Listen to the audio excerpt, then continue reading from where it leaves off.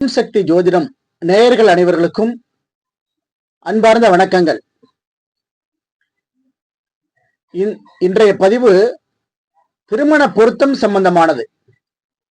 திருமண பொருத்தம் பார்க்கறதுல ஜோசியர்கள் பொருத்தம் பார்க்கறாங்களோ இல்லையோ, வரன் பார்க்கிறவங்களே ஒரு சரியான புரிதல் இல்லாம பொருத்தம் கம்மியா இருக்கு, செவ்வாய் அங்க இருக்கு, செவ்வாய் இங்க இருக்கு அப்படின்னு சொல்லி தட்டி கழிச்சுக்கிட்டே இருக்காங்க.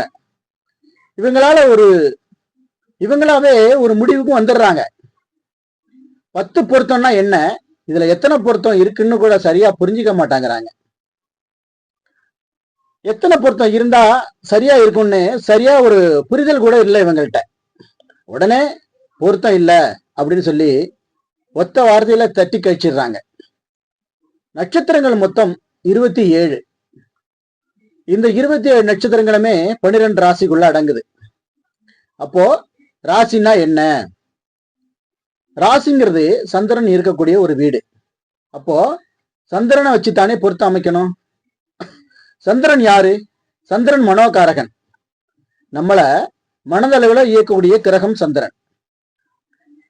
சந்திரன் சரியில்லை அப்படின்னு வச்சுங்களேன், ஒரு மனிதன் மனதளவுல பாதிக்கப்படுறான், அதாவது மன உளைச்சல்களுக்கு ஆளாகிறான். அப்போ சந்திரனுடைய தன்மையை வச்சு பொருத்தம் பார்க்கணும். வாழ்க்கை அதை வச்சு சந்திரனுடைய தன்மையை வச்சு, சந்திரனுடைய அமைப்பை வச்சு பொருத்தம் பாருங்க, வாழ்க்கை சிறப்பா இருக்கும். என்னதான் பொருத்தம் இருந்தாலும் ஒரு ஜாதகத்துக்கு இன்னொரு ஜாதகம் அஷ்டம ராசியா, அதாவது 8வது ராசியா வருதுன்னு வச்சுங்களேன், வாழ்வாளம் முழுவதும் கஷ்டப்பட வேண்டியதுதான். நிம்மதியான வாழ்க்கையே இருக்காது. வாழ்க்கையே ஒரு போர்க்களமா அமையும். சந்திரன் இருக்கக்கூடிய வீடு, கிரகங்களுடைய சேர்க்கை, சுப கிரகங்களுடைய பார்வை, அந்த கிரகத்துடைய பலம், இதை பாருங்க. மொத்தத்துல சந்திர பலம் இருந்தாலே சந்தோஷமான வாழ்க்கை அமையும். மனம் போல மாங்கல்யம்னு சொல்லி வச்சிருக்காங்க. மனம் போல மாங்கல்யம்னா இதுதான். சந்திரனோட அமைப்பு 2 பேருக்கும் சிறப்பா இருந்துச்சுன்னு வச்சுங்களேன், ஒரு 2 பேருக்கும் ஒரு வசியம் ஏற்படும், வசிய பொருத்தம் ஏற்படும்.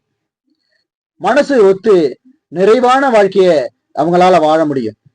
என்ன நேயர்களே, இந்த வீடியோ உங்களுக்கு பிடிச்சிருந்துன்னா லைக் பண்ணுங்க, ஷேர் பண்ணுங்க, சப்ஸ்கிரைப் பண்ணுங்க. நன்றி, வணக்கம்.